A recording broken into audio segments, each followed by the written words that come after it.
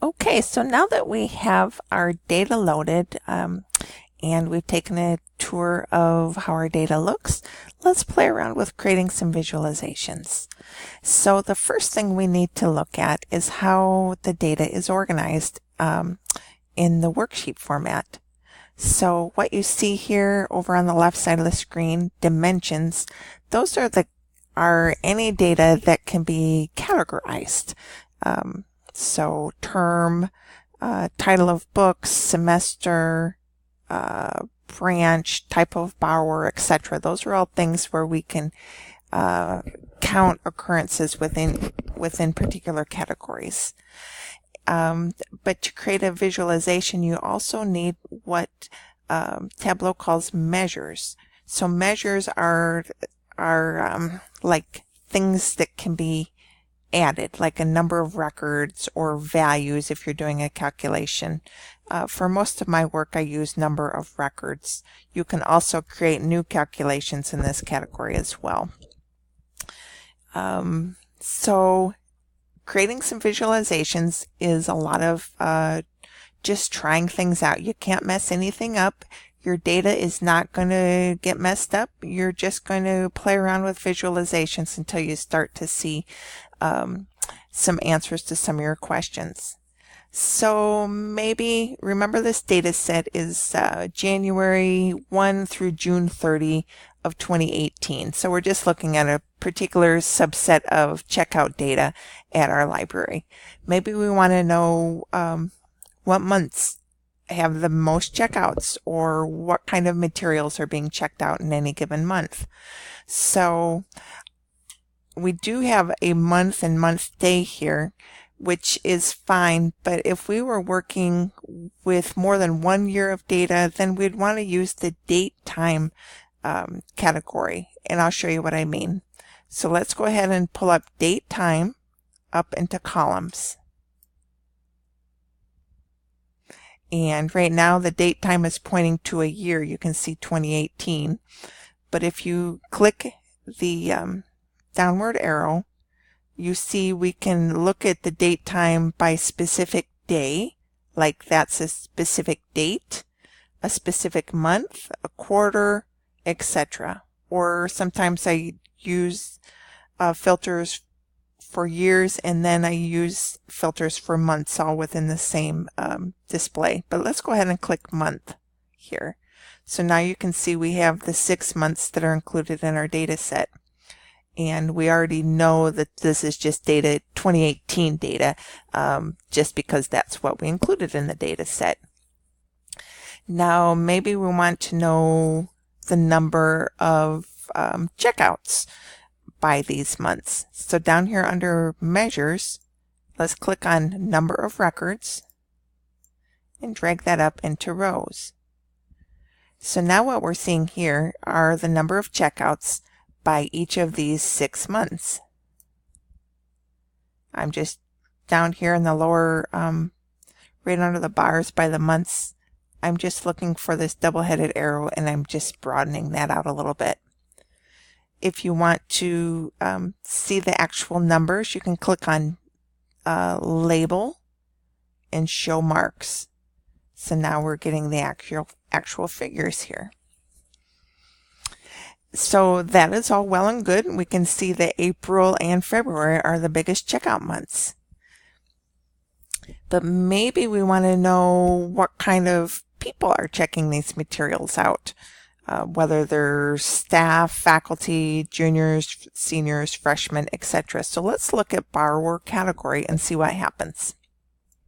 I'm just going to click on borrower category and drag it up after month. So now you can see what's happening by each of these months. It's a little bit hard to read in this format, so we could go up here to this little icon, swap rows and columns. That's just going to turn it on its side. And that is kind of interesting. We see that if you hover over each of the bars, you can see more details. You can see that seniors seem to be the ones who are checking out most of the materials for any particular month. followed by juniors, faculty, etc. Once we get to June, we can see that seniors to faculty ratio is changing. Faculty are actually checking out just a little bit less than the seniors, but the seniors are still very active. But maybe you just want to look at one type of borrower at a time. So to do that, we can use a filter. We can, up here where it says borrower category, we can say show filter, which creates this list of different types of borrowers over on the right. You can click on this downward arrow and say you want it to be multiple values drop down. It's just a little cleaner to look at once you get several filters. Okay, so right now it's all, but maybe I want to get rid of some of these categories that don't have a lot of data in them. So I'm just going to deselect all and then just pick the ones that I'm interested in. Let's see what faculty are up to. And let's compare that to the freshmen, juniors, oh, I forgot the sophomores, the seniors, and the staff. So these are our largest borrower groups. So now we're getting to, now it's a little easier to view. You could also try switching the order of month and borrower to see what that looks like. You just slide that over, and now we can see an easier glance of when are the busiest months for each of these particular user groups. Maybe we just want to look at only the seniors, since they seem to be big users. Maybe we want to take a deeper look at them. So again, now we're looking at seniors by month. And then again, you can switch that around and look at month by type of borrower. Let's add in juniors. And let's turn this back on its side, or up and down. So now we can see how juniors and seniors compare. Now up here in the upper right corner, you'll see Show Me. If you click on that, it shows you anything that's highlighted, like it's bold rather than faded out, means it's a visualization you can create. So up here in the upper left corner of this Show Me options, you can just get a basic tabular format, which is sometimes it's what I want. And you can again turn that on its side. You can stretch the views out a little bit. Or maybe you want to do a stacked bar graph. So now we're seeing that the orange are the seniors and the blue are the juniors, and each bar represents a month.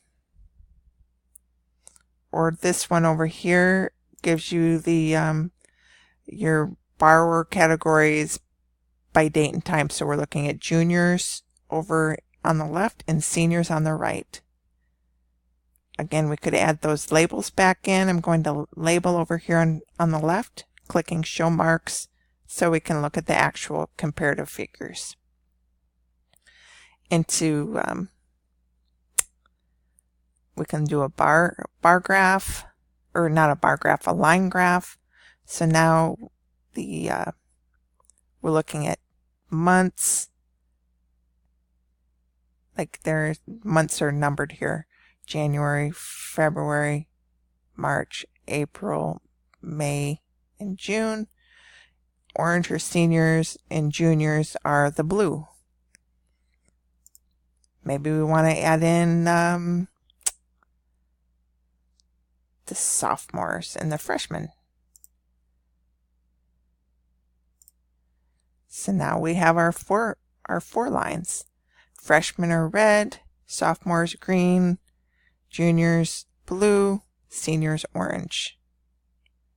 And then we can go back up under Show Me.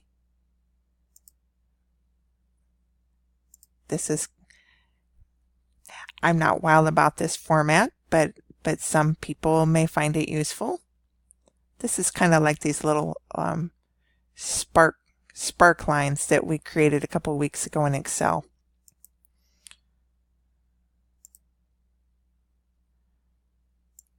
And then again, I'm just kind of exploring. Right now we're looking at the year in school. We got freshmen, juniors, seniors, and sophomores. To swap those so they're in a more traditional order, you just kind of highlight over one of the labels and drag it around.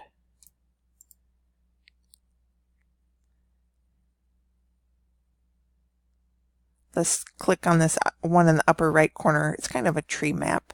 So now we can see this. Like I said, this is the upper right corner. So the darkest blue shows us that the most checkouts occurred in April by seniors, and second most in February by seniors. So now I'm hoping that you are starting to play around a bit and having some fun with these types of visualizations. If we don't like the looks of this, which I don't like the looks of that, I'm just going to I'm moving things around. I moved the sum down into rows. I moved borrower category back up under columns. So now we have the months and then the borrower group down for each column. Just going to grabbing that double-headed arrow if I can get to it. Kind of sensitive. And then I could also I could drag month behind the borrower and then look at activities by type of user.